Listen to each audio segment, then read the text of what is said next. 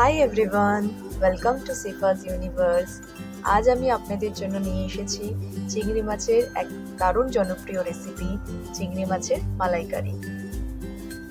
ভোজন রসিক প্রায় সকল মানুষের কাছেই এই চিংড়ি মাছের মালাইকারি খুবই পছন্দের এক খাবার।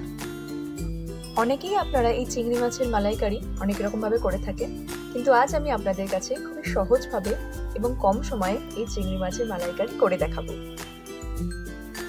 এইভাবে চিংড়ি মাছের মালাইকারিটা বাড়িতে একবার বানিয়ে দেখবেন, বাড়ির লোকেরা কেউ খাবার প্লেট ছেড়ে উঠতেই চাইবে না এবং সকলেই আপনার খুব প্রশংসা করবে। আসুন দেখে নেওয়া যাক আমার আজকের রেসিপিটি। এই চিংড়ি মাছের মালাইকারিটা বানানোর জন্য প্রথমেই আমি নিয়ে নিয়েছি 1.5 কেজির মতন গলদা চিংড়ি। একটা বড় সাইজের নারকেলকে আমি খুব ভালো করে কুড়িয়ে নিয়েছি, আর নিয়েছি 2টো মিডিয়াম সাইজের পেঁয়াজ, 5 থেকে 6টার মতন রসুন কোয়া, 5 থেকে 6টার মতন আদার স্লাইস এবং কাঁচা লঙ্কা।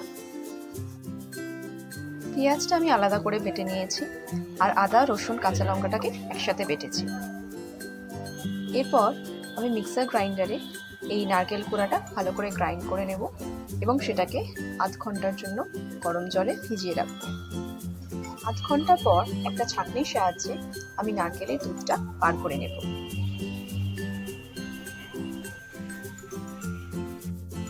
চিংড়ি মাছগুলো আমি খুব ভালো করে কেটে ধুয়ে রেখেছি।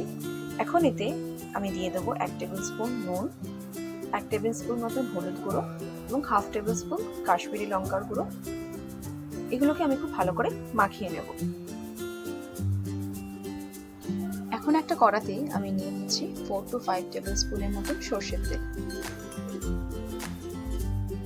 তেলটা খুব ভালো করে গরম হয়ে গেলে আমি একে একে চিংড়ি মাছগুলো দিয়ে ভেজে নেব।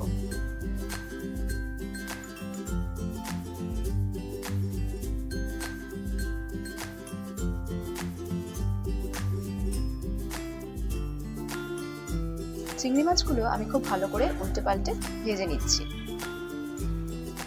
চিংড়ি মাছ ভাজতে খুব একটা সময় লাগে না, মোটামুটি যখন একটা রেডিশ কালার চলে আসবে তখন আমি এটাকে একটা আলাদা পাত্রে তুলে রাখবো।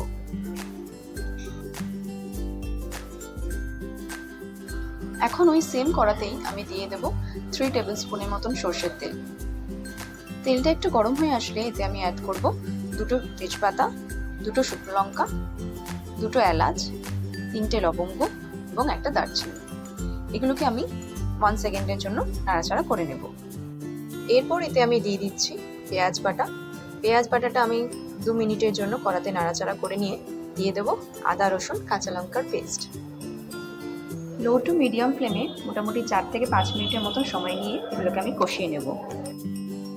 মশলাটা কষাতে কষাতেই আমি দিয়ে দিচ্ছি স্বাদ অনুযায়ী নুন, 1/2 টেবিল স্পুনের মতন হলুদ গুঁড়ো, 1 টেবিল স্পুন কাশ্মীরি রেড মির্চ পাউডার এবং 1 টেবিল স্পুন জিরে গুঁড়ো।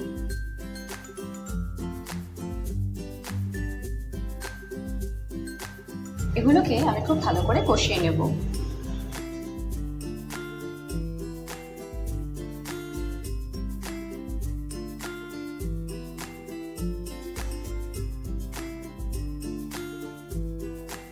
মশলাটা আমার এখানে খুব ভালো করে কষানো হয়ে গেছে। এখন অল্প অল্প করে নারকেলের দুধ আমি এতে দেব এবং ভালো করে মশলাটা কষিয়ে নেব। গ্যাসের ফ্লেমটা একেবারে লোতে রেখে মশলাটা আমি আস্তে আস্তে ঢেকে কষিয়ে নিচ্ছি।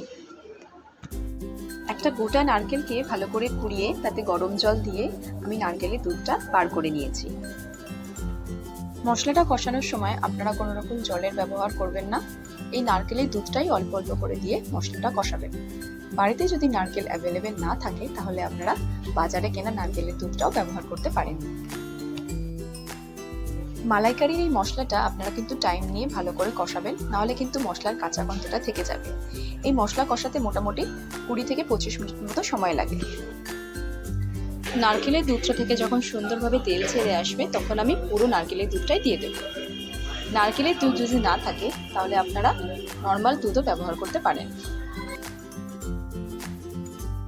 নারকেলের দুধটা দেওয়া হয়ে গেলে গ্যাসের ফ্লেমটা লো টু মিডিয়ামে রেখে আমি গ্রেভিটাকে ভালো করে ফুটিয়ে নেব। নেক্সট এতে আমি অ্যাড করে নিচ্ছি 1 টেবিল স্পুনের মতন চিনি। আপনারা চিনিটা নিজেদের স্বাদ মতন দেবেন। এরপর এখানে আমি সমস্ত ভেজে রাখা চিংড়ি মাছগুলো দিয়ে দিচ্ছি।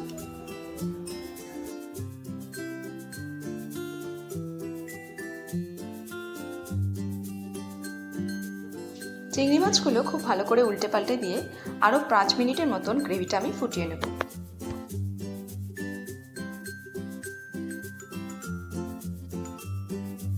মোটামুটি 5 মিনিট মতন গ্রেভিটা ফোটার পর আমি দিয়ে দিচ্ছি 1/2 টেবিল স্পুন গরম মশলা গুঁড়ো এবং 1 টেবিল স্পুন ঘি।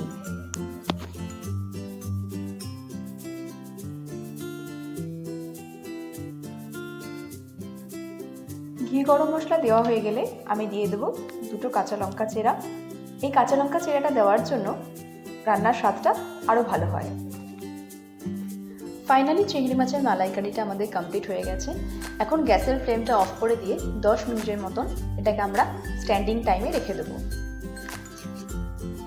চলুন এবার গরম গরম ভাতে এই মালাইকারি আমরা সার্ভ করে নিই।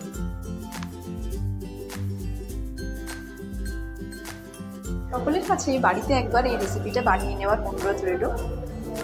বন্ধুরা, আজকের মতো এখানেই শেষ করছি। দেখা হবে অন্য আর একদিন অন্য আর এক রেসিপি নিয়ে। ভিডিওটা যদি আপনাদের ভালো লেগে থাকে তাহলে প্লিজ একটা লাইক, শেয়ার অ্যান্ড সাবস্ক্রাইব করে দেবেন। And don't forget to spread love and happiness. Thank you.